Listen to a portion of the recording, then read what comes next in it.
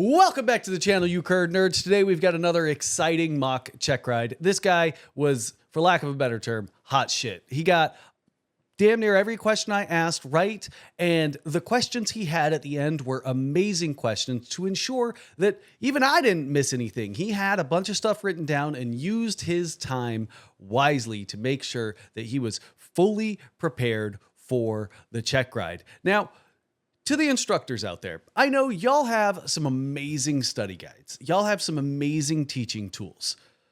Make sure the students know the source material. It's a little concerning, the amount of students I get through on these mock check rides, that I'm providing them new textbooks, like books that are fully available, that these students should have been studying the entire portion of their training, like the Federal Aviation Administration's Weather Handbook, the Pilot's Handbook of Aeronautical Knowledge, the Aircraft Flying Manual. All of these things should be introduced through a course of training so that they are fully versed and comfortable using these source materials as study material when they're prepping for their check ride. And it's great that these students are reaching out and asking for help and trying to get more information. But without further ado, we might hear a message from a sponsor, or we might just go straight into the check ride. Either way, let's enjoy the rest of the video. Thanks to Desktop Pilot support, I'm able to show y'all how to actually operate aircraft with panels that resemble the actual aircraft. So here we've got the ignition panel with a number of switches. Here we've even got a flap handle. So thanks to Desktop Pilot, we're going to have some amazing level of instruction on this channel. So go check them out at, I believe it's desktoppilot.com/shop to go check out all the stuff they have for sale. So before we get this going, I just hit the record button. So I just want to ask, are you okay with us recording this for, the entire video or just portions of it to be put up online as like shorts, Instagram, short reels, TikTok videos, or even just the full mock check ride put up on YouTube in its entirety? Are you okay with that? Yeah, I'm okay with that. Awesome. So I just like to get that recorded so there's never like a, oh my God. Yeah. What happened here? So what I like to do is I do the same little script as like a check ride would, where the DP is like, hey, these are the outcomes, blah, blah, blah. But then as we go through, I like to provide a little bit of the corrections and maybe give a little bit more knowledge to add to it. Yeah. That's not something that's going to happen on a check ride. Okay. The examiner is just going to ask the question. They're going to go, okay, moving on. Right. If they're just cold, dead faced, it's gonna be a little jarring for them to not give you any kind of feedback, but that they're not supposed to provide feedback. A check ride is a testing event, not a not an event for teaching. Right. Yeah. So before we go any further, I want your logbook to make sure all the endorsements in it are appropriate. Your student pilot certificate, your medical certificate, and a government issued photo ID, right? Yes. DPE would go through all of those, make sure names match, make sure you've got all the endorsements required. And if you're concerned about whether or not you've got all the endorsements, you can always go check the advisory circular 61-65H. I don't know if you've heard of that one, 6165H, and that way in the back in the appendix has a list of endorsements based on, what section of training you're in. So like it'll say sport pilot, it'll say, you get what I'm saying. Yeah. Right. So after that, we get into what are the three outcomes of a check ride, right? So we've got satisfactory. That's what everybody wants to hear at the end of a check ride. Satisfactory means that you are consistently within standards. It doesn't necessarily mean you don't fall outside the standards. It just means that when you do fall outside the standards, you recognize it and you bring it back into standards appropriately, right? So it's not like, oh my God, I dropped 5 knots too slow on my steep turns. Check ride's over. Oh, yeah. Also, even in the oral portion, it's not expected that you're going to have a full level of understanding of every question of every subject. A lot of DPEs, what they'll do is they'll ask a question and you'll get it right. And then they'll try to find where the end of the knowledge is. All right. So Yeah. if you get to something that you don't know, just Mhm. say so. Don't come up with a bullshit answer. Okay. Just be honest with them. Just be honest, right? Okay. You know, when they're like, I'm trying to think of like a really complicated, you know, question. Like they pull up some random sectional from someplace you've never been, and they're like, "Hey, what is this obscure marking?" You're like, Yeah. I have no idea. I'd have to look at the key, right? That's Yeah. the appropriate answer. I'd have to look at the Right. key. I'd have to look it up. All right. Okay. What they're checking is to make sure that you're not just gonna, you know, pardon the pun, but wing it.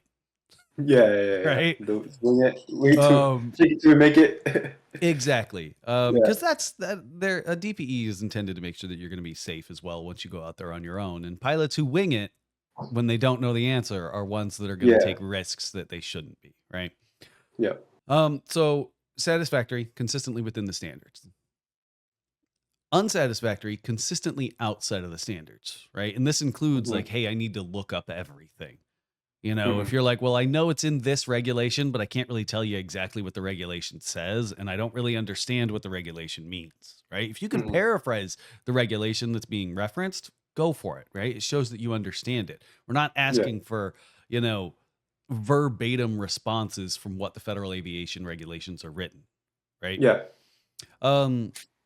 Also, unsatisfactory in the flight would the examiner or the pilot or the DPE having to take control for the safety of flight, you know, risk of property damaging the aircraft, pilot deviations, stuff like that, right? So if you would, if it's breaking the law or going to hurt somebody or the airplane, obviously you're not safe. We need to go back, get some training done, and go from there.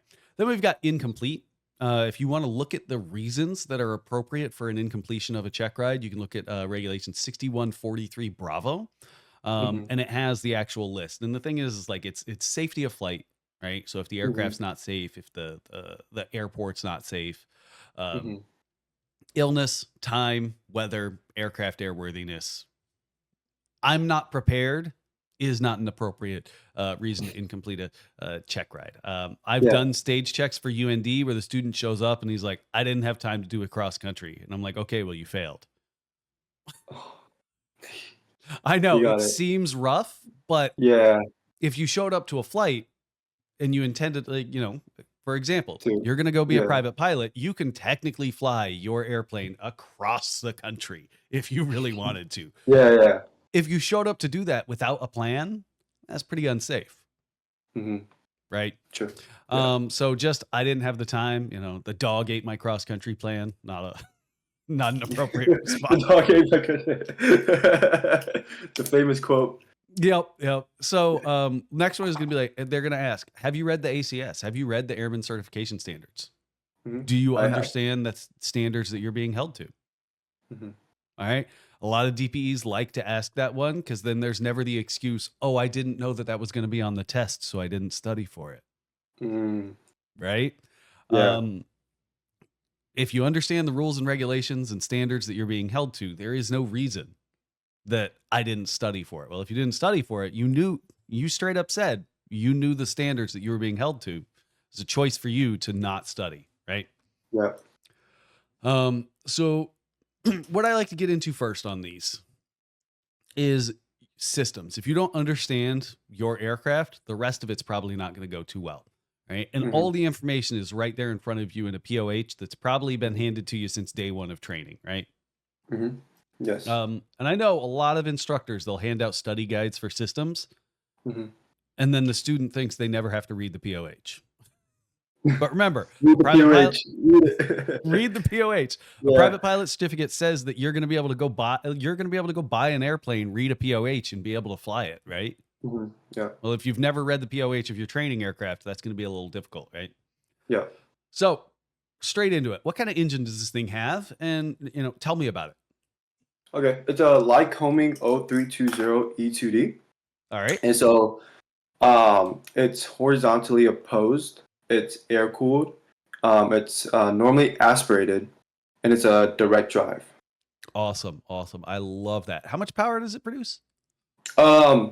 In the POH, it says 150, but the thing is with my flight school, EFI, it posted the aircraft as 160 horsepower. So should I go off the POH or off the?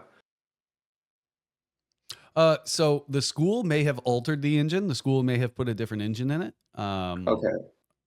There is like a few things you can do to get them up to that 160.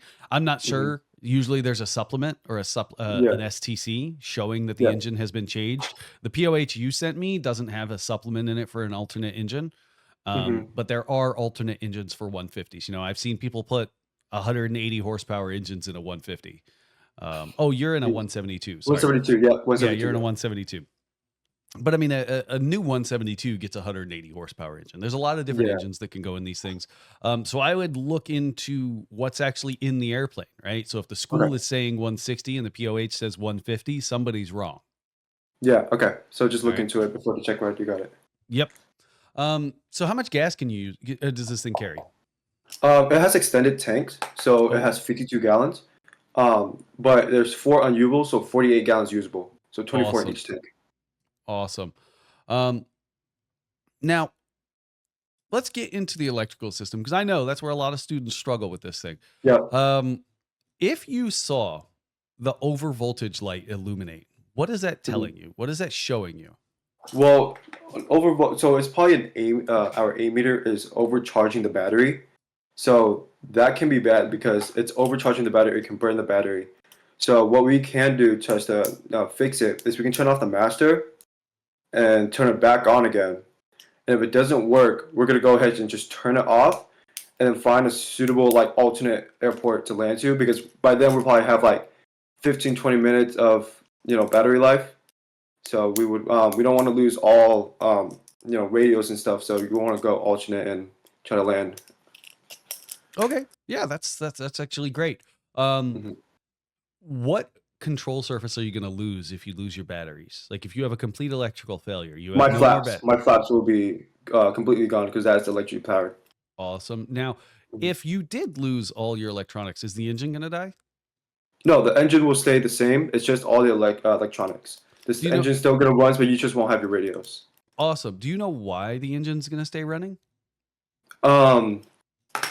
Because the engine it's of its own. So it's the magnetos that's spinning those magnets it could tell electric charge to go to the circuit breakers and fires the cylinders.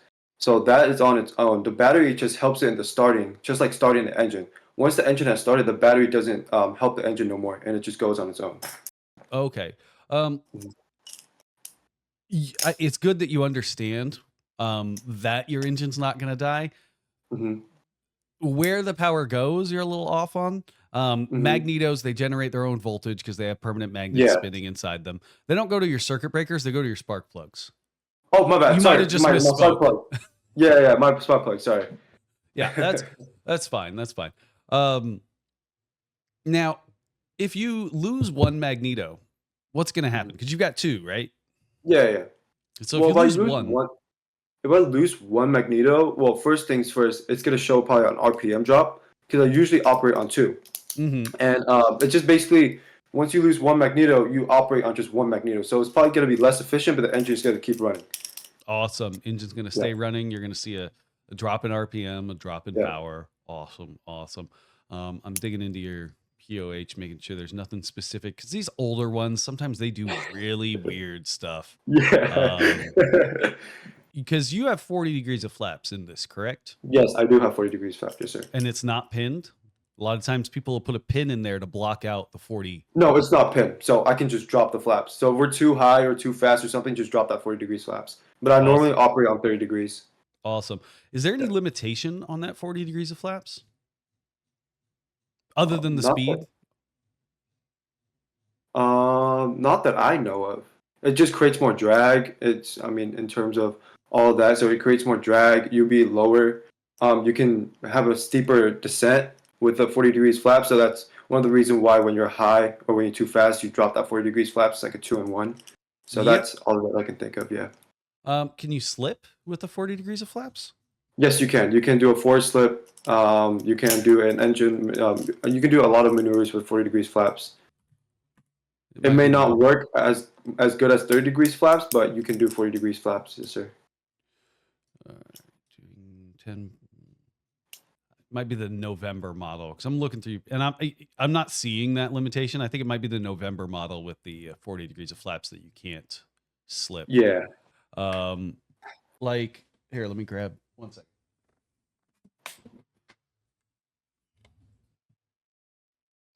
Does your flap handle say that on it? It says It avoid doesn't. slips with flaps extended. It doesn't. It I mean, doesn't. Okay. I can double check because I have a picture of the cockpit. You go ahead and double check.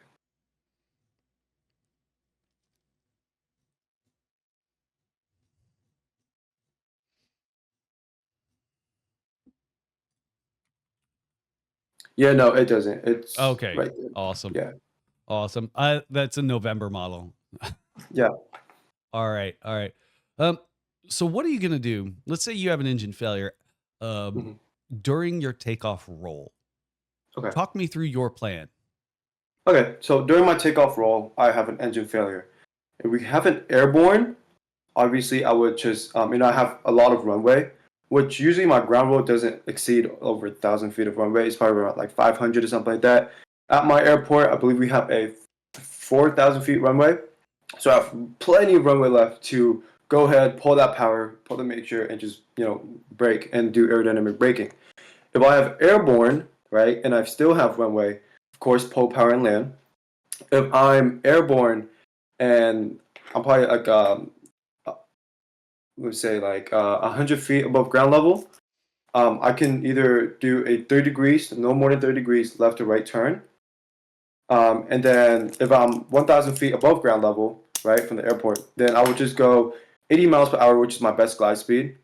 And then I'll go ahead and do a standard rate turn, Okay. either away or from the airport, yeah. Okay. So I just want to ask, like, all of these are correct answers, which is Mhm. great. What question did I ask?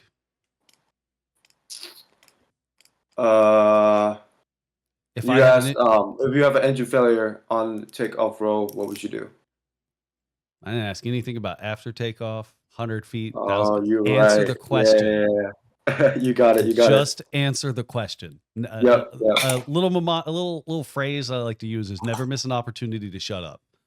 You got it. No worries. Right? So just keep it short and concise as possible. Answer the question. Answer the question Okay. that was asked, right? Do you know what Okay. time it is? Yes. Yes. Not Nothing else. yes. It's 10:44 a.m. You got it. All right.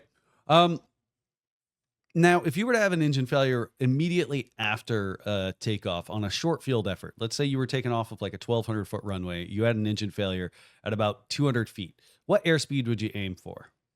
I know you said 80 already. Yeah. About 200 feet above, I'm probably gonna be rotating already. I'll probably pitch for my 80, but I would say 80 for best glide, or try to like land at least if I still have available runway, or if it's a soft field, then hopefully there's like some more fields out there where I can just turn and just land real quick. Yeah. All right, so go ahead and check out page 37 in your POH. It's going to be page, if you've got a paper one, it's 3-1. It's going to be pretty much the first page of your emergencies. Okay. It says engine failure after takeoff. Website.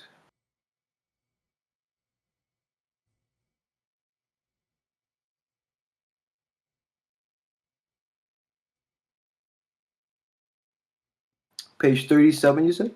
Yeah, I'm looking at the PDF page 37.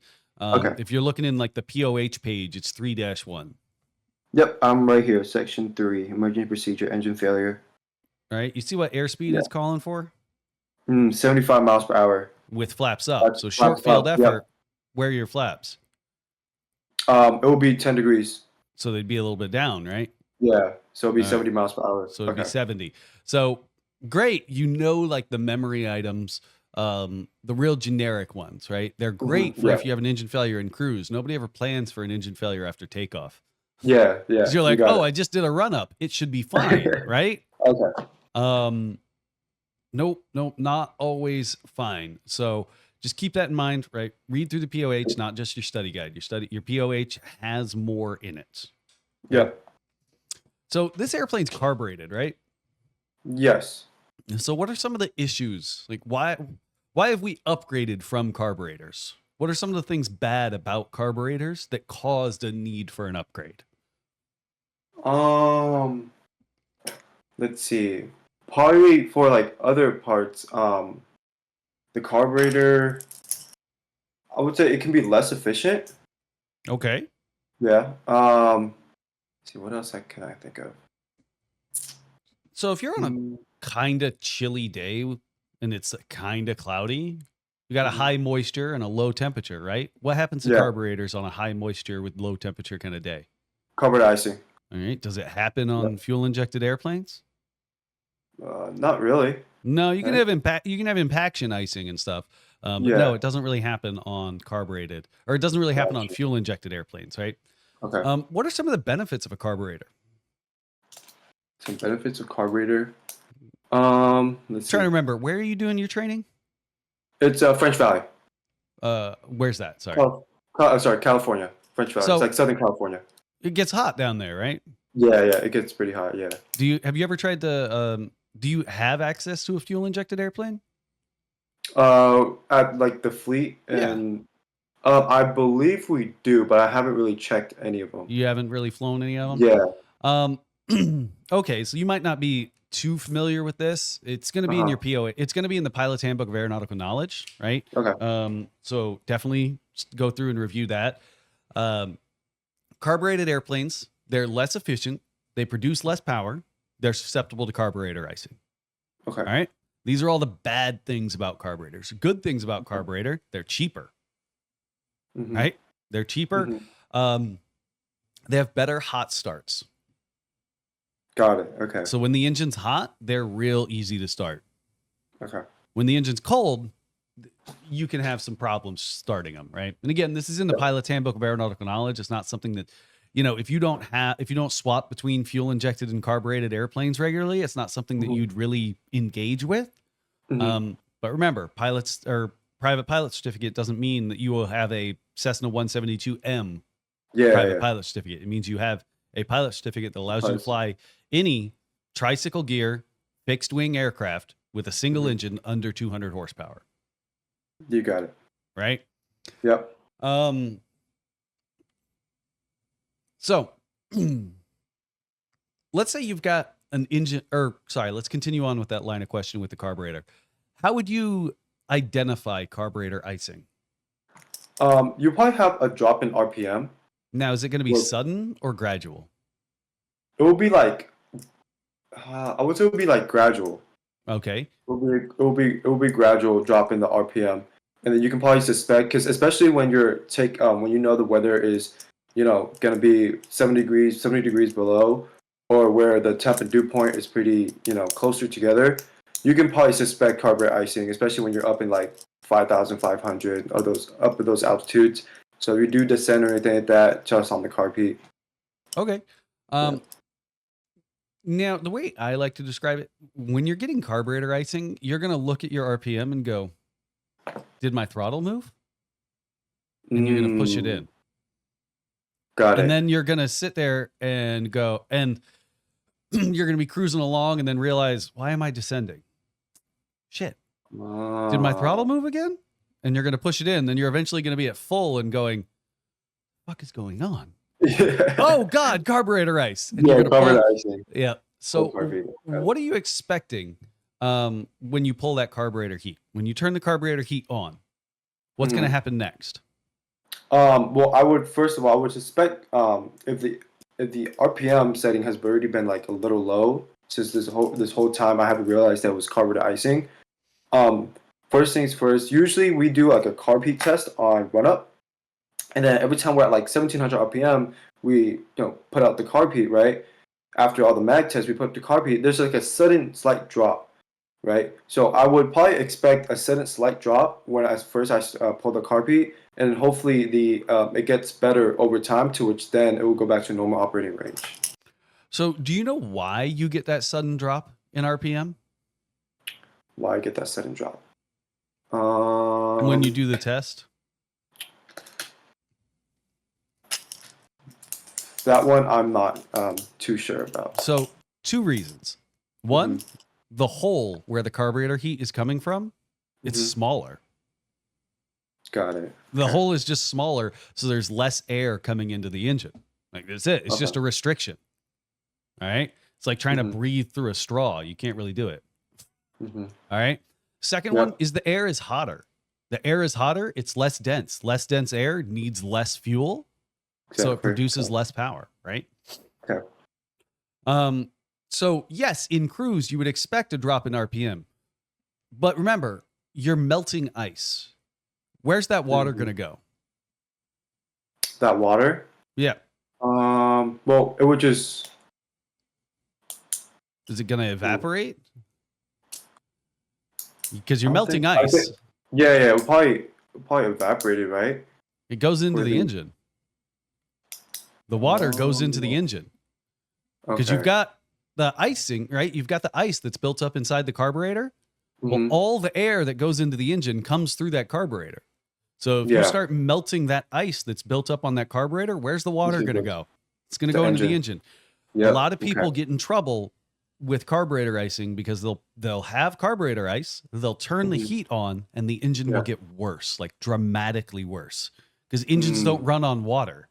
Yeah. Right? They don't. Yeah. So what's happening is the flame is getting put out inside the engine, but the engine's still kind of rotating and you've still got the spark plug, so it's igniting and kind of stumbling. You're going to notice the engine's going to run like shit, and it's going to be terrifying because you've already dealt with the loss of power and you're like, oh dear Lord, now it's even worse. And people will put the carburetor heat away thinking that they did something wrong. And then the carburetor ice just gets worse until it completely blocks off the carburetor and the engine dies. Got it. Okay. All right. So it's not just a small drop in RPM. It's going to be a drop in RPM, and it's going to get dramatically worse until it goes away. Okay. All right. You got it.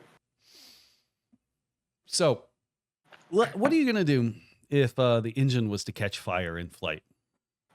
So first thing I want to do if the engine catches fire in flight is I want to see where where the fire is coming from. So if it's right coming up front, from, you're seeing smoke coming from the right engine. up front. Okay. So what I would do is I would pull the power first thing, and then my fuel selector will be off, my mixture will be off, right, and then my master and ignition will be off, and I would just go into a dive until the fire has been extinguished. All right. And then once it has been extinguished, I'll go ahead and do my best glide, which is 80, and I'll look for a best spot to land.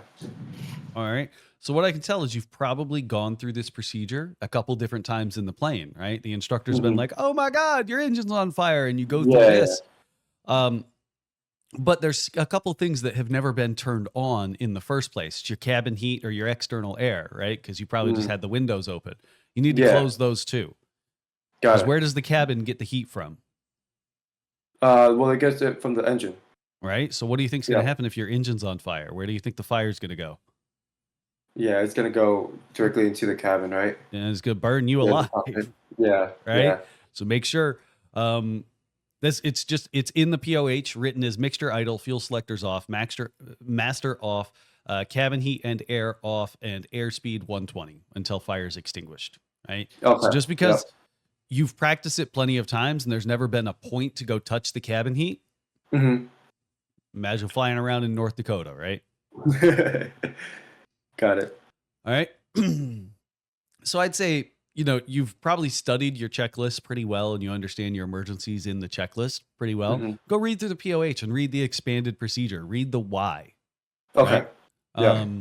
Other than that, you're pretty good. You're doing pretty good so far. Last bit of emergencies. How do we recover from a spin? Oh, for a spin, there's actually a pretty easy acronym that I feel like a lot of people use. It's PAIR. So power idle, aileron neutrals, rudder opposite, elevators down. Yep, rudder opposite rotation until the rotation stops. Yeah, rotation stops, yes. Yeah, because if you just hold it in, what's going to happen? It will start spinning the other direction. Yeah, exactly, yeah. All right. Do a double spin. So, how do you know which rudder to press?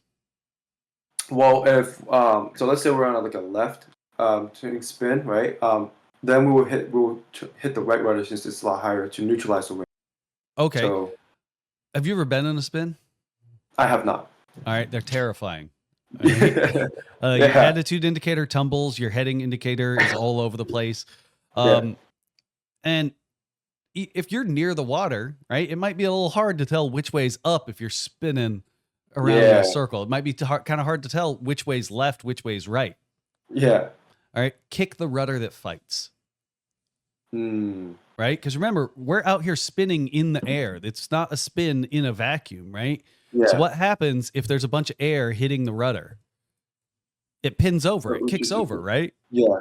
So if you kick it the other direction, it stops the spin. If you kick one and it just stays on the floor, or if it's already on the floor when you get there, it's the wrong rudder. Kick the other one. Got it. Yeah. Okay. All right. So let's get into some airworthiness. And remember, just answer the question that I ask. Yep. I know you probably know all the regulations and exactly which course of action we're going to take. Answer the question that's asked. Okay. You got it. What documents do I need in an aircraft for it to be legal to fly? Not your documents, aircraft documents. Okay. I would need my airworthiness certificate, my registration certificate. If we're going internationally, I would need the radio license. And then I would need my operating limitation that is given to me in the POH. And in addition to that, I would need my basic empty weight, which it's in the POH as well. Okay. Now, is there any equipment installed in this aircraft that was not installed when it was originally manufactured? Not that I can think of. It's probably been the same since it has been manufactured. So you don't have, so it's 1970, what? This is 1975, right? Yeah. Was ADSB a thing in 1975? Oh yeah, you're right. Yeah. 80. Right. Yeah, the ADIZ was installed. Yeah. So is there an instruction or a supplement associated with that equipment? Supplement? Yes, there is. There is a supplement associated with that piece of equipment. All right. Okay. So everything else you got right. You just missed the fact that you also need the supplementary instruction manuals for new equipment. Got it. Okay. Right. Yeah. So for example, my airplane was built in 1984. All right. ADSB wasn't a thing. The radios that are in it were not the ones that were originally installed, and neither is the GPS. I need the manuals for those pieces of equipment in the airplane. Got it. Make sense? Yeah. Now, is there anything that would cause the airworthiness certificate to become invalid? Not expire, just invalid. What would cause the airworthiness certificate to become invalid? So in order to cause something for the airworthiness certificate to be invalid, well, if you don't get your maintenance done, right? And if they're like in a stated 91205, like the VFR day instruments, if those are inoperative, then your aircraft is not airworthy. Or if there are any external, something's wrong externally of the aircraft, obviously it's not airworthy because it's not going to be a safe flight, right? So like those are the factors that I could think of. All right, so that's a little bit of just kind of coming up with an answer on the spot, right? It's pretty obvious. Yeah. So you said maintenance. What maintenance? Airworthiness directives, right? Your 100-hour, your annual, stuff like that, right? Bring those up. If my airworthiness directives are not complied with, if I haven't complied with the required maintenance schedule for the operations that this aircraft is under, right? So if it's operating commercially, 100-hour and annual. If it's operating privately, annual. But then you're right, 91205, 91213, and any other, required maintenance. Because your aircraft, I believe it does have an airworthiness directive. Does it have those weird seatbelt things that attach from the floor up to the seat? Yeah, it does have that. That's an airworthiness directive. All right. Those things should be checked during your pre-flight to make sure those auto tensioners actually work. Yeah. All right. Do you check them? Yeah, we check them, and we look at there's also the seat.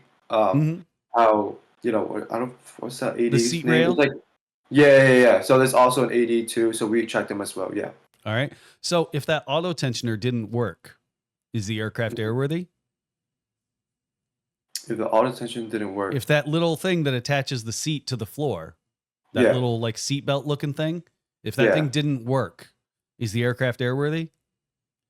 because I know it states in 91205 that you need your safety belts. Well, that's not But a if it seatbelt. doesn't, oh yeah, you're right. That's But just then attaching the floor. That's just attaching the seat to the floor.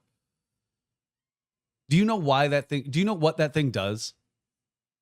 to not let the seat go back on like takeoff or Yeah. So an airworthiness directive came out for that model of aircraft because what they were noticing is that those seat tracks, the holes were getting wallowed out. And then when people were taking off, they were sliding back and then they're gonna stall the and they were aircraft. stalling, right? Yeah. So an airworthiness directive stated that those needed to be installed and inspected regularly to make sure that they still work. Because if you yank on those things, they should stop.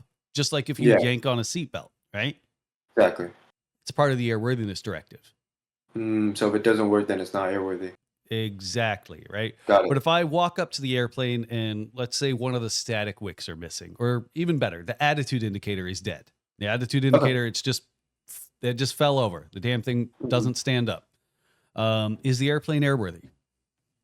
The airplane is still airworthy. Yes. Awesome. Now, and that's a perfect response. The aircraft is still airworthy. The DPE may also ask, okay, well, where would you check to verify that? You can check because 91205. Okay, so 91205. There's a couple other places you can check. MEL, co-EL, right? Yeah, but my aircraft doesn't have an MEL or co-EL, so I would check the 91205. Yeah. Is there anything else that you would want to check? Because 91205 covers tomato flames flaps, right?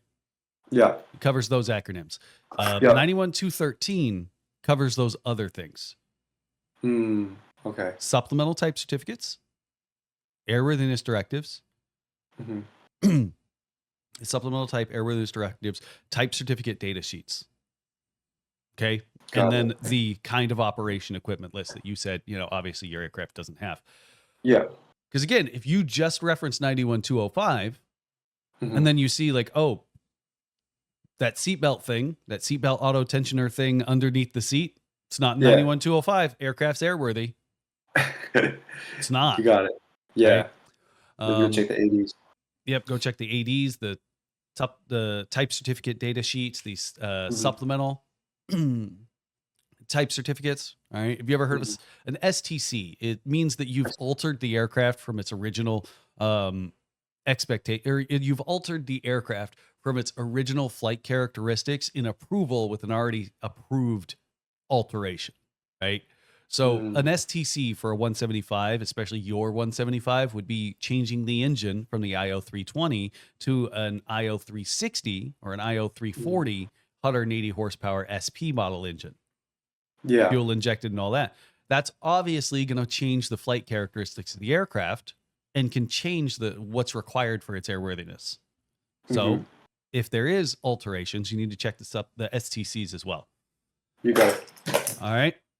Now, what maintenance is required on an aircraft in the way of like inspections, etc.?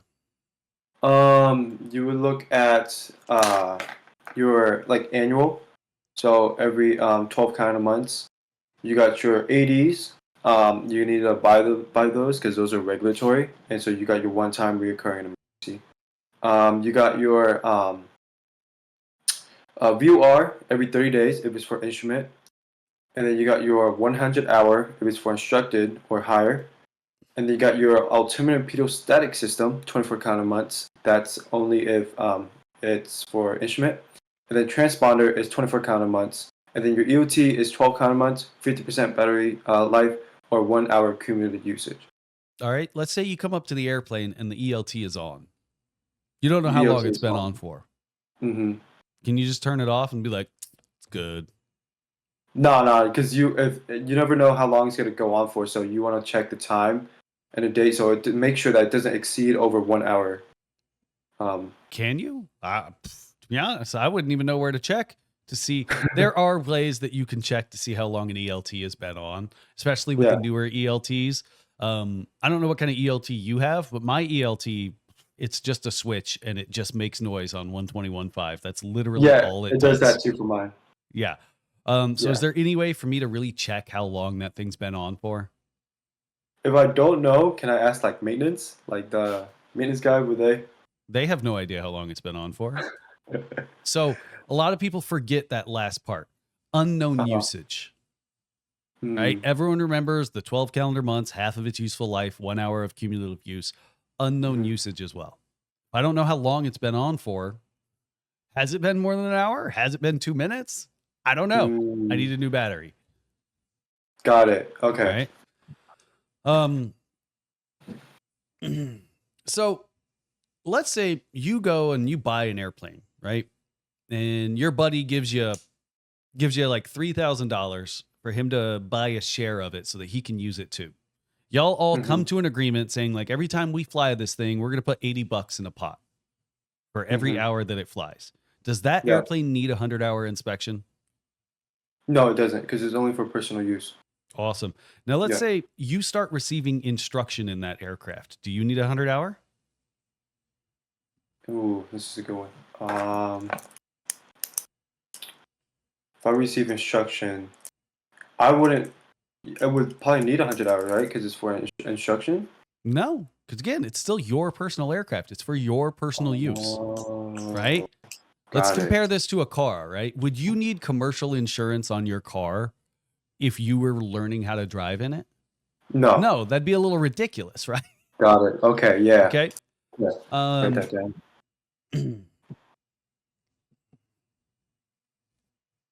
all right. So let's get into a couple of regulations, right? So congratulations, you passed your private pilot certificate. You passed your private pilot check ride. What can you do now? What's the difference between what you couldn't do as a student pilot and what you can do now? Well, I can now carry passengers. I can conduct a search and rescue operation. I can fly for a non-charterable event, and I can be an aircraft salesman with 200 hours. And some limitations: can't pay less than pro-rated share, and I can't fly for compensation or higher. All right. So let's say congratulations, you're now the CEO of Nike.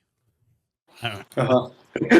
And the shareholders, they need you to be at a meeting tomorrow Hmm. on the other side of the country. Obviously, you're not going to make that. And Yeah, I don't know, for some reason, there's no commercial flights that'll get you there in time, but you got your own airplane. yeah. Can you do that? Right? It's for your job. Yeah. I Can mean, you? it's for my job. It's for my own personal like juice, so I could do that. Awesome, right? Mhm. Even if you're getting paid like a salary, right? You're getting Yeah, paid as the CEO of Nike. You're not getting paid as a as pilot a that happens to exactly. be the CEO of Nike, right? Yeah. Um, now let's say you pass your private pilot certificate, yay! And then it's been like, I don't know, a couple months. You wait until the winter before you start Mhm. flying again, because like, let's be honest, flying's expensive, Yeah. right? You got a Yeah. buddy that wants to go up and fly with you, this Mhm. this October. What do you got to do before you can take them up? And I'm assuming it's V for daytime.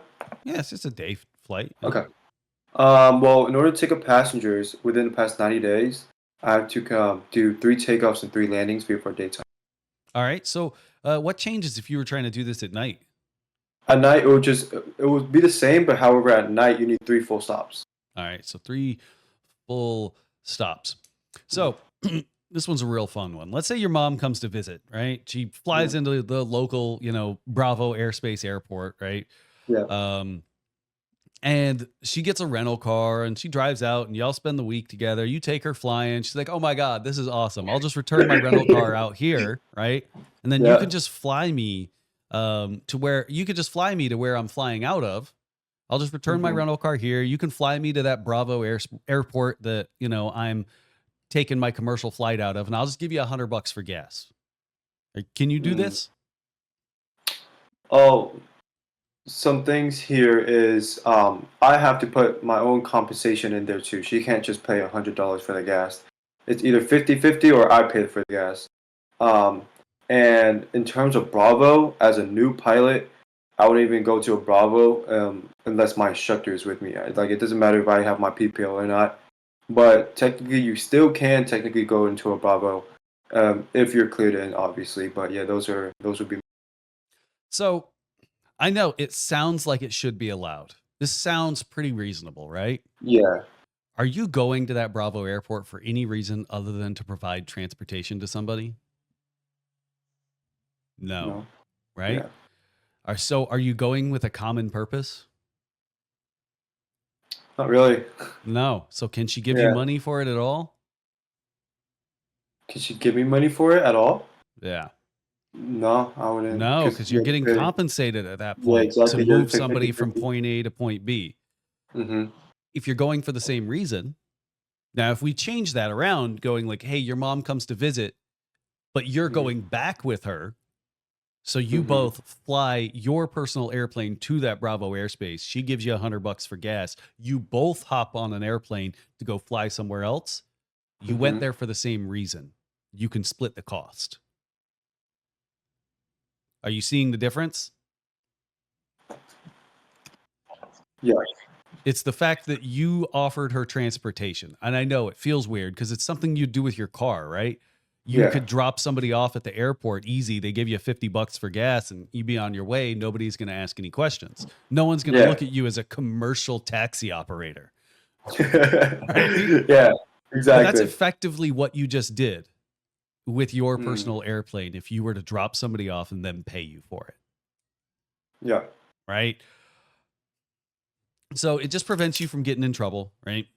Mm-hmm. It seems unreasonable, or it seems reasonable that your mom would give you $100 for gas to fly her somewhere, Yeah. but you're not going there for a common purpose. That's the problem. Yeah. Um, Now, I love that you were fully aware of what you needed to do to get into Bravo airspace. What kind of equipment do you need in your aircraft if you want to go into Bravo airspace? You would need your ADSB, your Mode C, and your two-way radio. All right, ADSB, Mode C, two-way radio. What does that Mode C mean? That Mode C is basically saying that when you have it on, like there's a squawk code, right? The ATC can see you on the radar, and so they can know your identification zone code, your altitude, and I believe your velocity as well.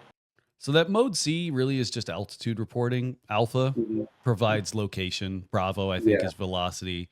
Um, that Mode C is the altitude reporting. What about Sierra? Is Sierra? Oh, I forget what Sierra is. Mhm. um, Now, if we're trying to go into Class Delta airspace, tell me what you would expect to hear on the radio that would allow you into that airspace. Delta, not Bravo. Two-way communication. All right, define two-way Just contact communication. two-way. Yeah. What was that? What'd you say? I was saying define two-way communication. Oh, Right. So two-way if I communication. It's just hear, aircraft calling standby, we talked. Does that count? that counts on Delta. That counts on Delta. No, they need to respond with your call sign. Oh, It's not okay, just okay. aircraft calling, right? They need to say, aircraft 654 The hotel number. standby, right? Mm, Or yeah, aircraft 654, they need to respond with who you are. got it. They can't just say aircraft calling standby. Got it. All right. So two-way communication includes the call sign, right? Yep. Now, if you're at Class D and the visibility is 2 miles, is there any way that you could leave that airport, or do you have to wait until it's VFR? You can request a special VFR. All right. What does special VFR allow you to do? It allows you to, let's say, get from like let's say from that airport is bad weather, but outside that airport is good weather. It allows you to go back to that airport and land safely with VFR. Okay. Yeah. Yeah. I mean, that makes sense, right? Yeah. What visibility can you go down to? I believe it's 1,000. I mean, not visibility. Sorry, visibility. I believe it's one statute miles, right? It's going to be special 1 VFR. mile. Yep. And Yeah. what about cloud clearance? Clear clouds. I think you Yep. have to say clear clouds, right? It's just clear of clouds. So let's say you're at a Gulf airspace. Can you do Mhm. that? Technically, for Gulf airspace, if you're below 1,200, is one statute miles visibility and it's clouds for daytime. Yeah, so you're already at that point. So there's no requesting Yeah. special VFR. What Yeah. would you need if you wanted to do this at night? Ooh, at night. Would you need like 3 satchel miles visibility in terms of cloud clearances, right? Or You'd need an IFR rating. oh yeah. That's Yeah, it. you're right. Just an IFR rating. Hmm. All right, let's get into some aerodynamics. That's always fun. Sweet. What are flaps used for? I know we kind of discussed this a little earlier, but what do flaps do to the wing? It changes the camber of the wing. All right, and what does that do to us? What does that help? What does that allow the airplane to do? It allows airplane to it kind of essentially creates more drag, and All right. we can go slower and have a deeper descent down. All right. So one, they allow us to descend at an increased descent rate without increasing our airspeed. Hmm. All right. Now, when I try to do a short field takeoff, what do? You put 10 degrees flaps in. So are they only generating drag? Lift as well. All right. So would you say that they allow us to generate more lift at lower speeds as well? Yes, I would say that as well. Yeah. All Good one. right. Yeah. So, if someone was to ask, what do flaps do for us? They allow us to increase our descent rate without increasing our airspeed and also allow us to increase our lift Lift. Yeah. to generate more at lower airspeeds, right? Because we've done slow flight. Yeah. If we were to try and slow down to those speeds without any flaps, the airplane's going to stall, right? Exactly. Yep. Right. So, describe to me, what is a stall? How does a stall happen? A stall happens when you exceed the critical angle of attack. Right. So, what's happening to the airflow on the wing? There's no more airflow up on the top of the wings, Yep. So you so no that longer have causes that, that stall. right? What's going to happen to my stall speed as I increase my bank, Increases. right? Mhm. Do you know about what's going to happen to your stall speed if you crank on over to 60 degrees of bank? Uh, your stall speed would increases, right? I would Yeah, it's going to assume. increase, Yeah. but do you know about by how much? But it doubles. Yes, it doubles, Yeah. right? So if my stall speed's normally 50, if I crank it on over to 60, stall speed's going to be Yeah, it's 100, doubles. right? Yeah, 100. Yeah. So what do I risk if I stall in uncoordinated fashion? Well, I guess better thing to ask first. Do you understand what uncoordinated means? It means you're not coordinated, so it's kind of like how would I explain this? Like the aircraft is not in a straight level flight. Well, If that was my best. it really just means that the tail isn't behind the nose in the direction of travel. So it's kind of okay. That's it. Yeah, Uncoordination just means that the tail is not behind the nose in the direction of travel, right? got it. So let's ask that next question. What could happen if I stall in an uncoordinated fashion? You can spin. All right. What are the four Yeah. phases of a spin? Ooh, that's where you got me. All right. So we have the Yeah. entry, right? The entry is that uncoordinated stall, right? Hmm. So then we have the incipient phase, which is going to be the first 1 to 3 rotations. The aircraft's Mhm. going to start rotating. The airspeed's going to it's going to start increasing to a point. Then we have our fully developed, right? And that's when the Mhm. aircraft is stuck in the spin. And then hopefully we have the recovery. Got it. All right. Again, it's in the pilot's handbook of aeronautical knowledge. I believe it's in the Mhm. aerodynamics chapter, right? So do you know why the wings are twisted from the root to the tip? So right here at the root, Yeah. it kind of twists down from root to tip. You understand why? The only thing I would think of is better airflow. Well, I mean, everything about an airplane is better airflow, right? Yeah. So stalling happens when we exceed our critical angle of attack, right? Hmm. So if I have a steeper angle, right, at the Hmm. root instead of the tip, what's going to stall first? The root or the tip? The tip. Well, the root's going to stall. Because if I have a shallower angle of attack at the Oh tip, yeah. the Yeah. root's Yeah. going to stall first. What's out here on the tip? You got like your ailerons or flaps. Well, I've got my ailerons way out here on the edge, right? Yeah. And those help me control the airplane. Wouldn't it Got be it. kind of wouldn't it suck if we lost aileron control during a stall? Yeah, it would suck. That's why. That's why. Okay. Right? Um, and that's called washout or angle of incidence. Okay. Angle of So incidence, you said? yeah, angle of incidence or Okay. washout is another term for it, right? You got it.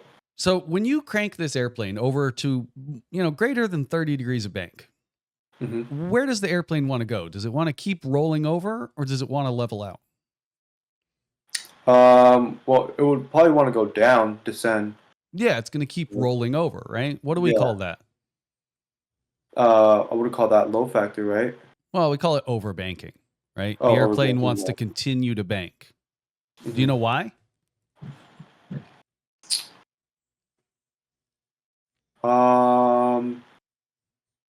No, I do not know why on that one.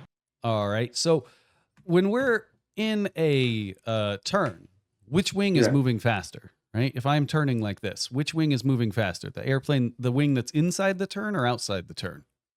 Would it be inside the turn? It's moving faster? So if I am turning to the left, right, Mhm. is the wing on the left side of the airplane moving faster or the wing on the right side of the airplane moving faster? I would say the right one, right? If Yeah. it's to the left, yeah. And as my wings start moving faster, what do they generate more of? I would say more lift. They generate more lift, right? Mhm. So if I am turning and this wing is generating more lift than this wing, what do you Mhm. think the airplane's going to want to do? It's just gonna go keep It's going to lifting, keep lifting banking. until That's why when we got do, it. that's why when we're out here flying our maneuvers, like flying steep turns, you got to sometimes bump the yoke the opposite Yeah, direction of your turn because you're exactly. counteracting those left turn. Not left turning. You're counteracting those overbanking tendencies, Got it. Okay. right? Um, what is adverse yaw? Adverse yaw is when the aircraft, let's say, is making left, but the nose is going outside of that turn. Mhm. This is because of, like we just discussed, there's more lift on the right wing. So more lift meaning more induced drag. So that induced drag causes that aircraft to yaw. Yep. How do I counteract this? Use your rudder when you turn. You stay coordinated. All right. Yeah. Awesome. Now, obviously, when we apply full power in these airplanes and we start climbing out, we've got Mhm. some left turning tendencies. Do you know what those left turning tendencies are? Yeah. So you got your torque, your P factor, your spine slipstream, and your gyro stopper precession. Okay, can you kind of describe those to me? Yeah, so your torque is the aircraft propellers rotating counterclockwise. So this is a great example of Newton's third law. Since it's rotating counterclockwise, it's on the right, it's going to yaw to the left. With every action, there's equal and opposite reaction. And then your P factor is when the descending blade is taking a bigger bite of air than the ascending blade. Your gyroscopic precession is when the aircraft nose when you're descending basically. That nose is a little higher than that tail is a little higher than the nose, so it causing a force that acts on the propeller. I think it's 90 degrees to the right of the propeller, causing the yaw to the left. And then you got your spiraling slipstream is when the aircraft is kind of generating its own wake, so that wake is wrapping around up and over the aircraft until it hits the left side of vertical stabilizer, yawing the aircraft to the left. Okay. So the only one that was a little off was the gyroscopic precession, right? So Uh-huh. let's just talk about gyroscopic precession, not in the context of an airplane, but just in the context of just a gyro, right? Yeah. Gyroscopic precession states that when you have a spinning object with mass and you apply a torque to it, the resultant force is felt 90 degrees in the direction of rotation, right? So Hmm. it's not a matter of the fact that the tail is higher than the nose, that the nose is higher than the tail. That's not the fact, right? Okay. Our propeller, right? The Yeah. little spinny blade of death on the front of the airplane is Hmm. it's a gyro. It's a spinning object with mass, right? So let's think about Yeah. this in the context of a bicycle, right? When I'm Hmm. riding around on a bicycle and I lean, that's me applying a torque to that wheel. Yeah. That's why it turns me because that torque is the resultant force is 90 degrees in the direction of rotation. That's why when I Hmm. lean to the left, it pulls to the left. When I lean to the right, it pulls to the right. All Mm. right. Now Yeah. let's think about this as a propeller on the front of the airplane. If I pitch the airplane up, I am torquing that propeller. Hmm. Belt, 90 degrees direction of rotation, turns the airplane to the left. Got it. Right? So it's not a matter of like where the tail is. It's a matter of applying a torque to that propeller. Got it. Okay, Right? cool. That's why you really feel it when you apply like strong, snappy forces to the yoke. You really start to notice that the airplane wants to kind of dance around once you start pulling and pushing. That's why, you know, if you've ever noticed when you're doing steep turns and you're really trying to manhandle it, it can get a little unstable with the rudder. You end up kind of dancing on the rudder and you're like, oh my God, what's going on? It keeps getting worse and worse. It's because of that gyroscopic precession. Okay. Right.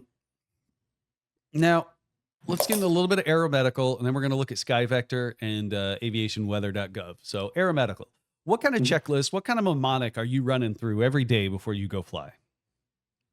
The I'm safe checklist. All right. Talk me through it. I would look to see if I have any illnesses.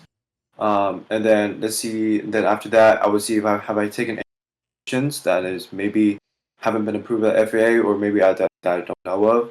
So if I did, I would want to either talk to my medical examiner or go on the FAA website and see, you know, if that's approved. And then I would go ahead and see if there's stress. So if I have any stress, either that whether it be that's, you know, family members or, you know, my own stress or something like that, is it safe to go fly? Because most of the time, like right now, I'm just thinking about that stress, right? So I would consider if it's safe to go fly if I'm going to be 100% concentrated on the flight. And then I'll go ahead and see alcohol. I mean, I don't drink any alcohol personally, but let's say if I did, you know, have a drinking alcohol within 8 hours of the flight. If I have not, okay, then we're to go. But if I have, then now it goes to, well, am I sober or am I still hungover, right? And then you got your, let me see, fatigue.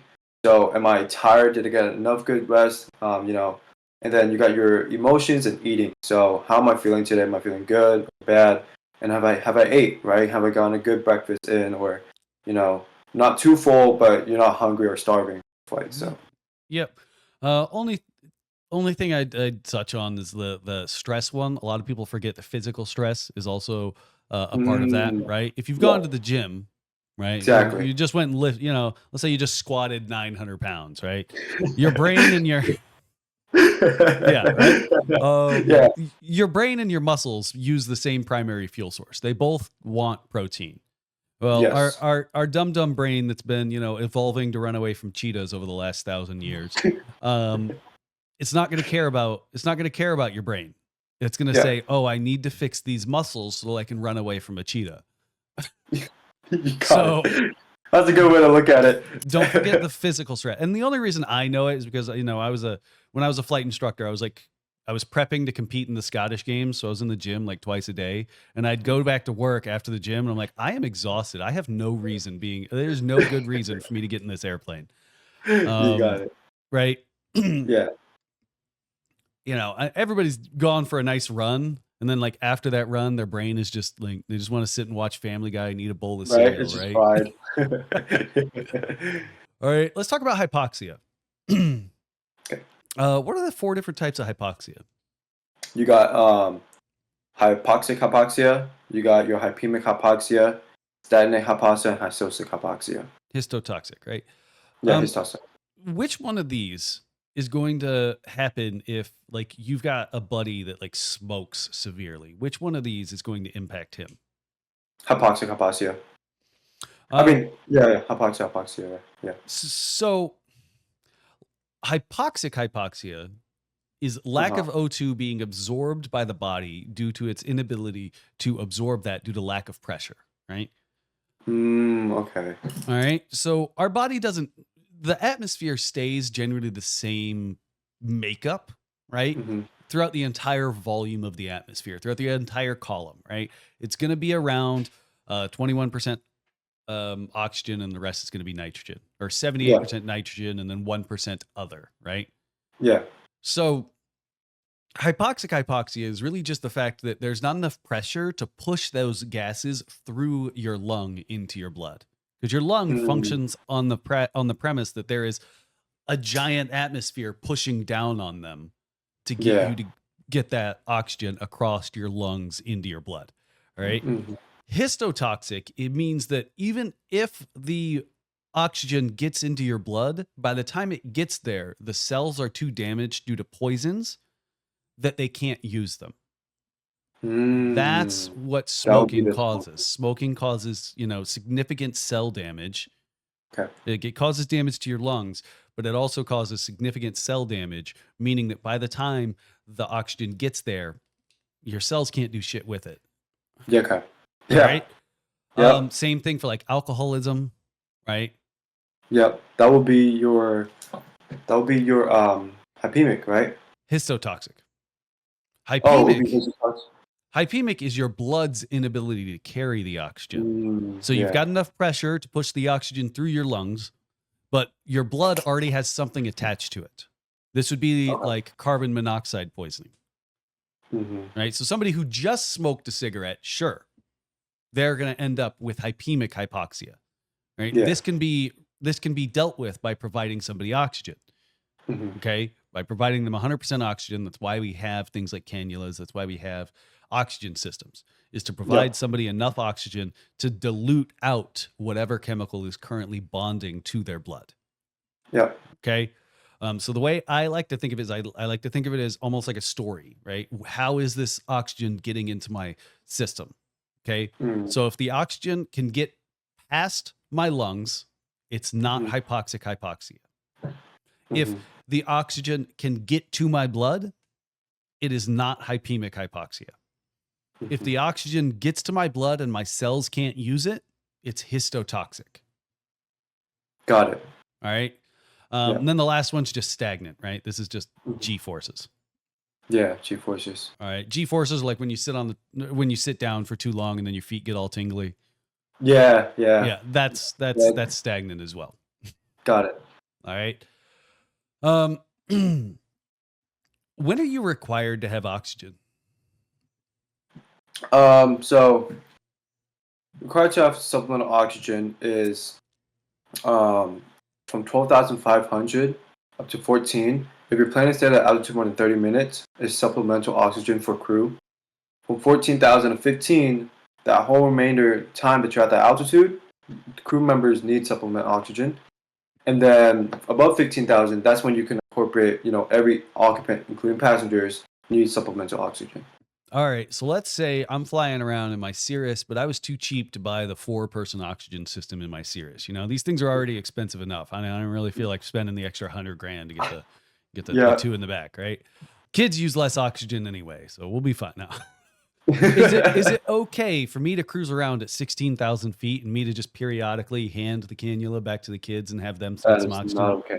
No. They need their own source all the time, right? They need to have access to it. Okay. Now, if they want to sit up there at 16,000 feet and pass out, fair game, right? They can have at it. They just have to have the opportunity to be provided. Yeah. I know it's such a weird way to put it. So what's recommended though, right? We talked about the minimum requirements. What's the recommended oxygen usage though?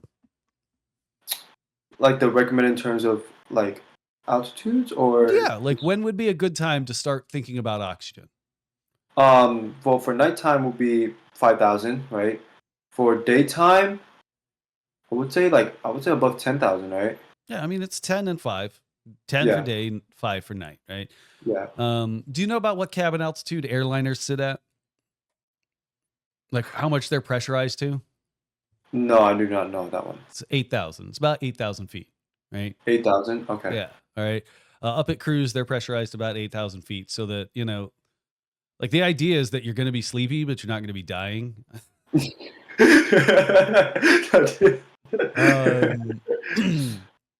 All right, let's go look at SkyVector real quick so that we can just make sure that you've got a good idea on how to read a chart. Yes, sir. And we can cover the area in which you might be doing your cross country if you really want. Yeah. Oh, I need to shrink my screen for a second because I have a ultra wide monitor and it shows up weird for you if I don't shrink it. All right. You should see a button that says like see live or live now or something like I that. think watch stream. Yep. So do you see Cool. Sky Vector? Yeah, C5 Sky Vector. All right. So where are you coming from and where would you be going to? So I'll be departing the area, departing French Valley, so Foxtrot 70. And then we'll go ahead and go to Bullhead City, so it's Kilo, India, Foxtrot, Papa. All right. Alright, So- and then I got the whole course right here if you want me to tell you it. Well, I mean, is it going to be grids and all that jazz or? Oh no, it's gonna be. I have like a nav log, so Okay. it has all my points. Okay. I mean, we don't really need to go through all of that. I mean, we can talk Okay, about yeah, all the no worries. airspace along the way. Yeah. Because I mean, I'm assuming you're not gonna punch through mountains. You're not gonna punch through Yeah, no, I'm not restricted airspace punching- or anything Yeah. like that. So, but it's also not necessarily going to be a straight shot. So we can talk about, all the different, what's the best way to put it? All the different issues between you and there, just to make sure that we know why we're avoiding these things, right? Yep. So here's where we're departing from. What does this little Yes. star mean up at the top? It means it has a rotating beacon. Awesome.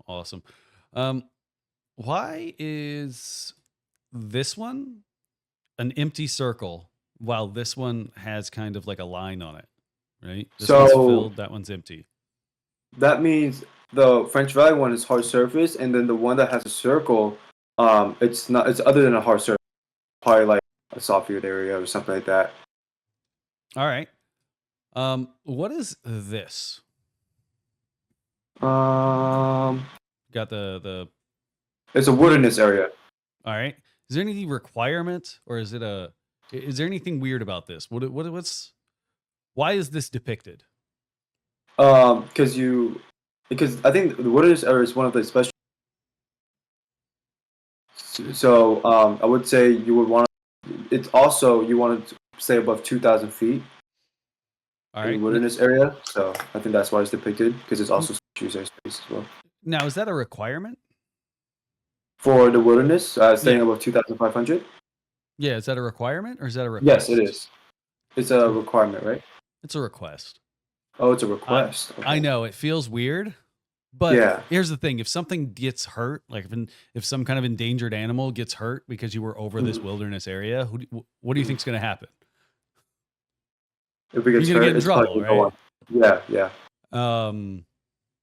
So just because it's not a requirement, right? Don't, like, for lack of a Yeah. better term, don't be a dick. For lack of a better way to put it, right? Yeah. So what airspace am I in on the ground here? You'll be on class golf. All right. Up to what altitude? Like, I start climbing. What altitude am I going to cross into, and what airspace am I going to cross into? As you start climbing, you'll hit class Echo, right? At what And I altitude? believe that should be 700. Okay. Now, Yeah. if I was over here and I started climbing up, what altitude would I hit Echo? Right there, you hit Echo at 1,200. Awesome. What does this mean? That means there's balloons in the area, That one's a parachute. like balloons in terms of like hot air balloons. Oh, why'd they put a? That's technically that's technically parachute operations. Oh wait. Oh, this one wait, might no, be that- balloons. Yeah, sorry, that's a parachute. Yeah, sorry. Yeah. Let's continue to move along. So we've got this area, right? Yeah. What is this black lettering and this shaded kind of black circle depicting? I believe that would be the Tursa, Terminal Radar Service Area. Okay. Is there any requirement for me to talk to anybody if I am inside this Tursa? There's no requirement, but it's recommended. Okay. Now, what about this blue dashed airspace? What is that? That'll be a class Delta. Okay. What altitude do I need to be at to stay out of this class Delta? 3,000. All right. Yeah. What's this airspace? That is a class Echo airspace. Okay. Down to what? It starts from the surface, extend up, but not including 180. So 17,999. Awesome. Awesome. What's this blue 62? That's mean? a maximum elevation figure that it's at the quad. So is it the highest elevation or does it give you some kind of clearance? It gives you some kind of clearance. It will probably, if it's for mountain peaks, it will be plus 100 for vertical errors, plus 200 for any obstruction on top of that peak. Once you get the results, you round it to the nearest 100 again. So you have plenty of clearance there. So. All right. Now, is there any we're looking at it, right? What is the highest obstacle in this grid? Let's see. I would say like 5,813. All right. Do you know why? Like, why do you know that this one's the highest one and not this one? Well, other like than why the number. 508? The 518 like is a lot bigger than 5,677. Yeah. Just the actual number, like the dot is Yeah. bigger, right? I thought that was a trick question for a second. No, it's just the fact that the dot, because here's the thing, if I'm looking around a grid and I'm like, oh, it must be 5677. Oh, wait a minute. It's not big. Huh. Oh, it must be that one, right? Yeah. Why is this dotted and blue? Ooh, I believe that's a lake. Okay, well, this is a lake too. Oh yeah, no. Oh, I really. Sometimes water. Sometimes water. Sometimes water. Okay. When? Got I don't it. know. Right? So if I'm trying to plan across country, would it be a good idea to use a sometimes water as a waypoint? No, you're just No. pushing your luck. Right? Yeah. What is an MOA, or like why is this depicted? Right? There's an MOA right here. Yeah. Right? What's the concern here? So that's military operation area. So there's military activity in the area. You can, well, let me shut up because you did. All right. Do you want me to explain like the why, like everything about MOAs? Well, can I go into MOAs? Yes, you can. All right. But obviously, when it's active, you can technically go in, but exercise extreme caution. But when it's not active, definitely you can go in. Yeah. What about this restricted airspace? Can I go into it? Restricted is you can go in when it's not active, but when it's active, you must have permission to go in, which is pretty rare, I believe, to get permission to go in. To be honest, I just avoid them altogether. Yeah. Right. Let me think. Is there? I mean, I'm seeing you're doing pretty good with everything I've asked on the sectional. Is there anything you're concerned about? Any kind of specific space? I know you've got your route. Is there anything you're concerned about on your route that you're like looking at that thing going, I really hope they don't ask something about that? Yeah. What for some reason, I was super confused for some reason. So if you go to French Valley, on the left of it, there's like the maximum elevation figure. Okay. It's like towards, that right there. So that's 700, right? From class echoes. So anything inside that little shaded magenta line? Yeah. Okay. Okay, cool. Because I was just wondering, because it's super big. It's probably so that they can keep control of people as they descend in for approaches into this airport. Got it. Right? Because if I like descend down to pattern altitude way out here, I could be, and this wasn't here, right? I could be outside of controlled airspace. Makes sense. Got it. Should I be descending down to traffic pattern altitude way out there? Probably not. No, probably not. But it gives you the ability to be under control outside that. Why they don't just connect this whole thing, I have no idea. Why? So this one, why is this one blue and this one's purple? Let me see.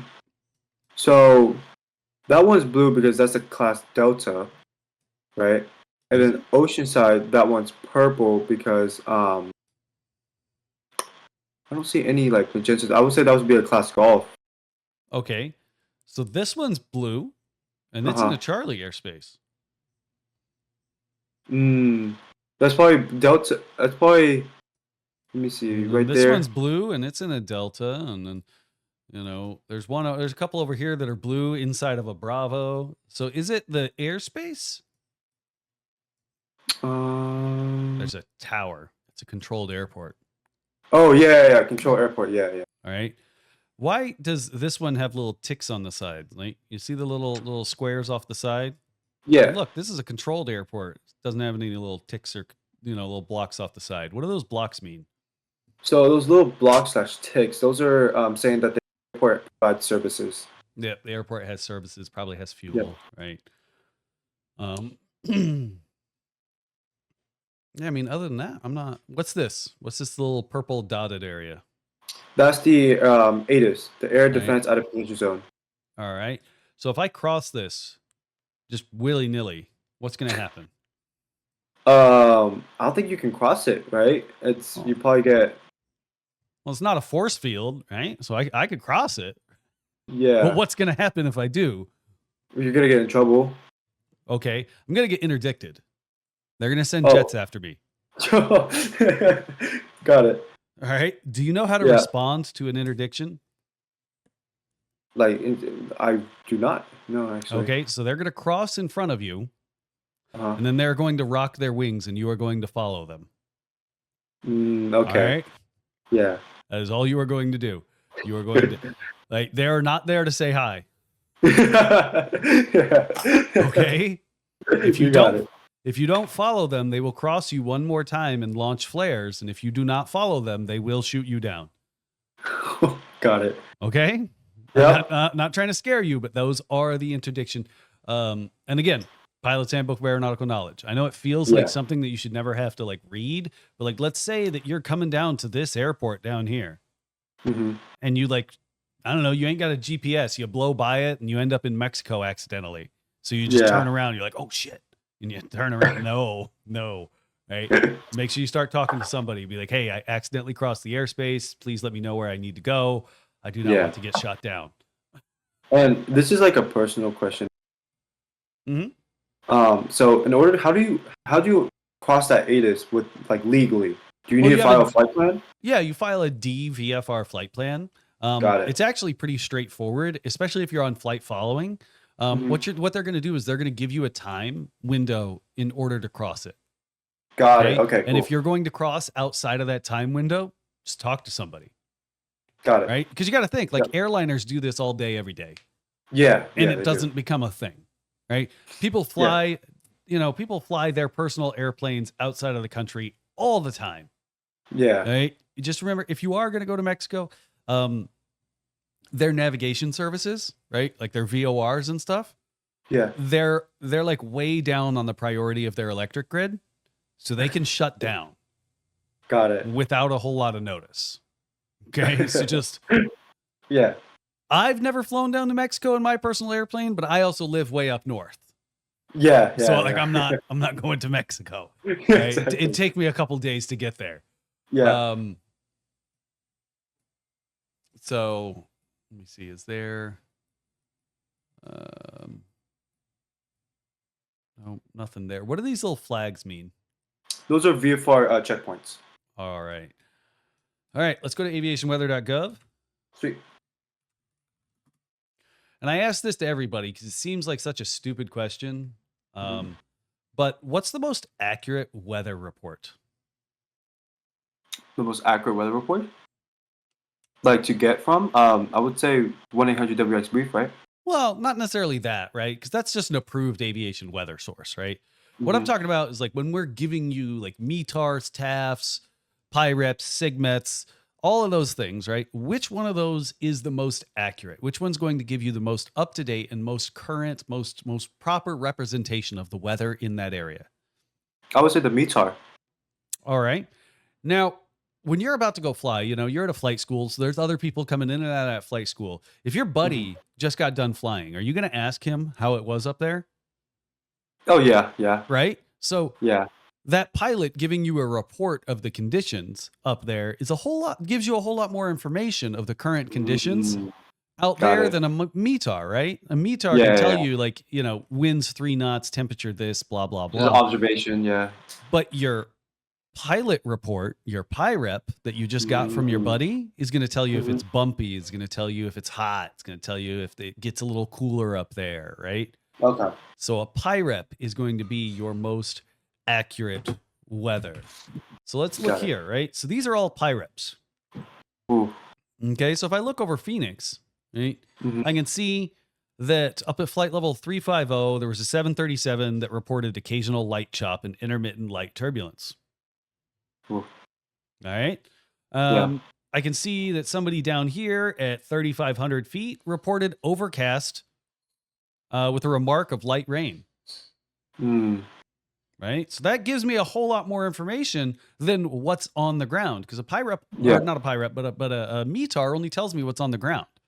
Yeah. Airplanes don't fly on the ground. Yeah. Yeah. Right. I know it seems like a dumb thing to say, but yeah, airplanes don't Well, fly you on the brought up a ground. really good point, actually. Yeah. Right. So what's the most accurate weather report? The Pirates. It's going to be a PIREP, right? Yeah. So just to check the boxes, right? Can you read this to me? I'm going to Yeah. actually load it again with a tab. Come on, load. There we go. Yeah. So Okay. let's read this METAR. All right. So right there, that's the identification, the name of the airport. On the 7th day at 16:51 Zulu, wind is from 130 at 6 knots, 10 statute miles of visibility, scatter at 4,500, scatter at 6,000, broken at 7,500, broken at 14,000, broken at 23,000. The temp and dew point, so 16 degrees Celsius, and for the dew point. Altimeter is 2982 with marks All right. A02. That's fine. Yeah. Where's the ceiling? The ceiling will be broken at 7,500. All right, awesome. What time would you expect there to be rain at this airport? Let me see. At 2000 Zulu and 2400. Yeah, between 2000 and 2400 Zulu, you'd expect to see light rain showers. Awesome. Do you know what these charts are used for? Everyone looks at these and they're kind of intimidated by them as a student pilot. Right? Do you understand? Sorry, I interrupted you. No, go ahead. Okay. Prog charts they're kind of like surface analysis systems, and Okay. they show you like high-low pressure areas, cold fronts, warm fronts included, all the fronts. It shows you isobars, even precipitation as well. Okay, so that's great. You understand the information that's being provided to you. Yeah. How are you going to apply this to your aeronautical decision making? That's the bigger question. How are you going to look at this chart and make decisions? Well, if I'm looking at the chart where I'm at in California, kind of like inland of California, there's some low pressure I can see, especially at the location I want to go, which is Bullhead City in Arizona, right at that corner. So low pressure, you have rising air, right? So it goes inwards. So you have bad weather. Looks like that green is precipitation. So we will have precipitation in Arizona, but yeah. So I would say just pretty bad weather in kind of like Arizona, but towards where I'm at in CA, 5.70, it wouldn't be too bad. And the isobars is pretty relatively kind of like spaced away. It's not too close to where the pressure gradient will be strong. All right. Yeah. I mean, that's a really good analysis of it. You're seeing that there's some weather. You're seeing that, it's not really a good time to go flying in that general direction. Right. So you understand that these are like big picture ideas, that these are, should I fly? Should I do this long trip today? Right. Yes. Yeah. This isn't, a lot of students, like, they look at these and they go, what am I looking at here? How does this apply to me? Right. But you obviously didn't have that issue because you recognize, like, hey, I'm going from this point to this point, and I can see that there's some weather along that route. I can see that I can see where the fronts are. I can see how the weather is moving across this area. So it's perfect. It's perfect. Yeah. Right. So I wouldn't be concerned at all on that one. Is there anything about weather that you're concerned about? It didn't seem like you had any kind of misunderstandings about the even weather theory, right? You understand how weather happens. Yeah, weather, yeah. Yeah. So, one question a lot of DPEs ask: what are the 3 things you need for a thunderstorm?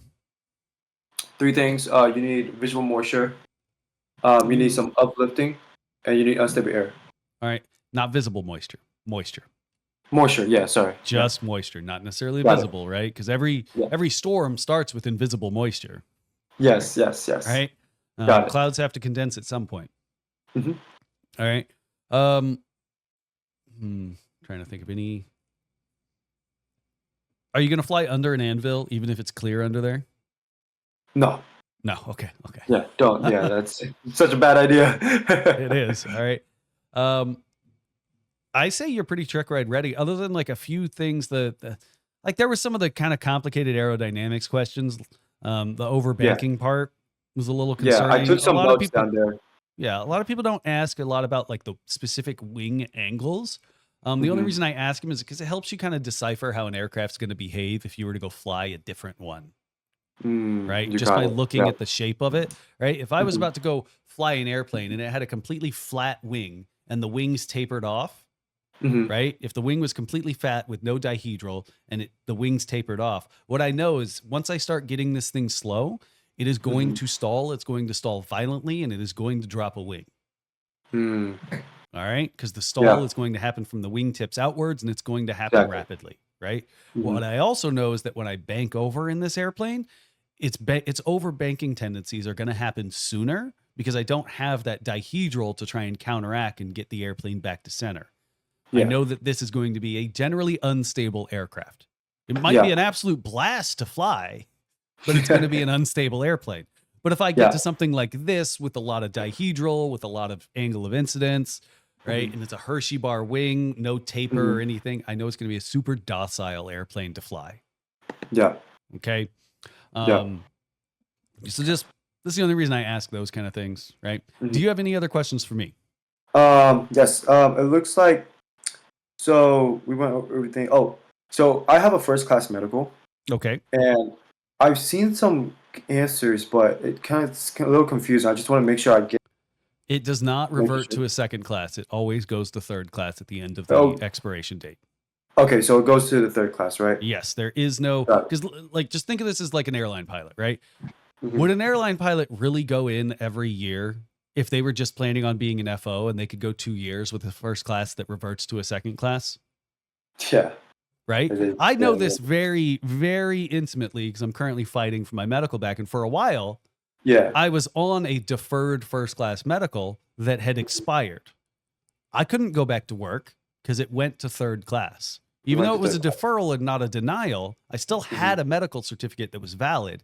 It just didn't go from first to second, which a lot of people make that mistake thinking it reverts from first to second for 12 months and then to third.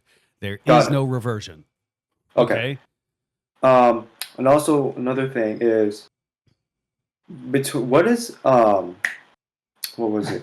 It was basic math. I got that. It was demonstrated of it's like what statement Oh, of statement demonstrated of ability. demonstrated ability. Do you have What one? is that?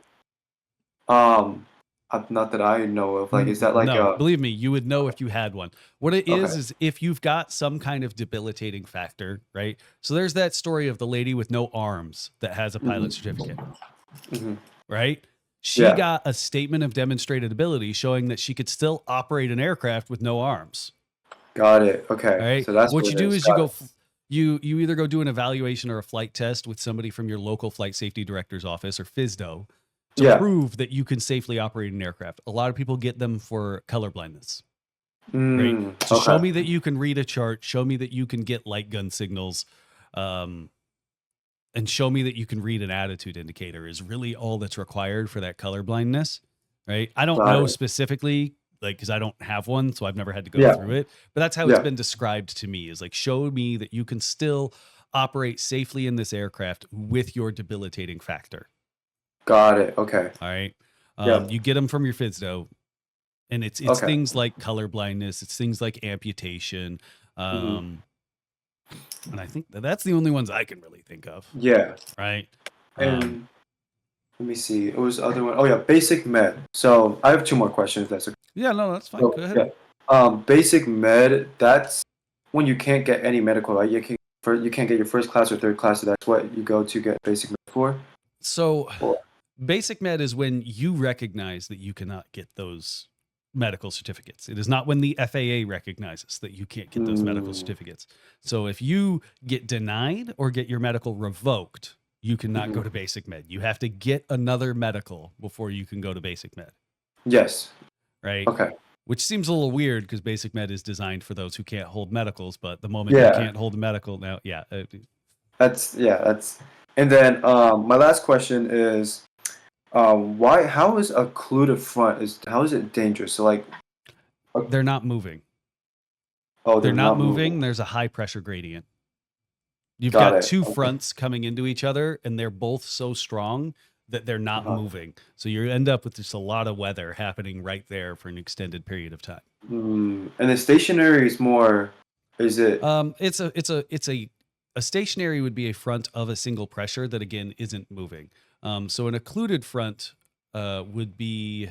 Oh, I thought I saw one. I believe this would be an occluded front. Oh wait, I'm not showing you my screen. So here would be an occluded front. Got it. Is that right? purple? Right? Okay. This would be a stationary front. Mm, So you see how you've got a much higher pressure gradient here, but you've got Yeah. more weather here. got it. So stationary would offer more weather, so more precipitation, things like that. Yep. Wow, And occluded offers are going more. to be this kind of spiral. They're Got it. still So going to be more wind. associated with bad weather. You're going to get stronger winds. Okay, cool. All right, that's okay. Cool. Yeah, it makes All right. sense. Sweet. Thank you so much. That's all I need. Have you seen the FAA weather handbook? No. No? Okay. So let's just look it up. See FAA. Again, these are free books. Yeah. Okay. So here, copy link. Let's go back to Discord. Message. There you go. There's the FAA weather book. So any kind of weather questions you got, that book is going to be it. Okay. All right. Yeah. Sweet. I know there's a lot in there, but like a couple of the chapters are things like space weather and radar usage. Right? Okay. I'll You don't definitely need look over space weather and radar usage. Yeah. Yeah. All right. Yeah. But good luck. I'd say that you're. I wouldn't say that you.